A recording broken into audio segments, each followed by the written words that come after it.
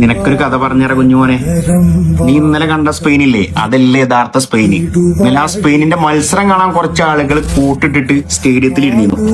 അവരൊക്കെ കളിച്ച ഒരു സ്പെയിനിന്റെ prime time 2008 euro cup, 2010 world cup, 2012 euro cup അടിച്ച്, അതായത് 29 മത്സരം എവിടെയും തോൽക്കാതെ കോൺഫെഡറേഷൻ കപ്പ് കളിക്കാൻ വന്ന് ഫൈനലിലെത്തി.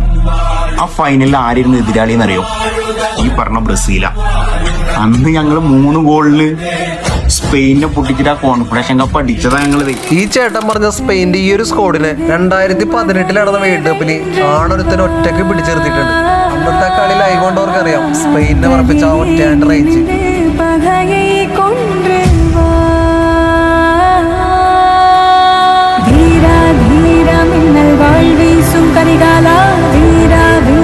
கண்கள் ஆழ்ந்தாக்கும் குருவா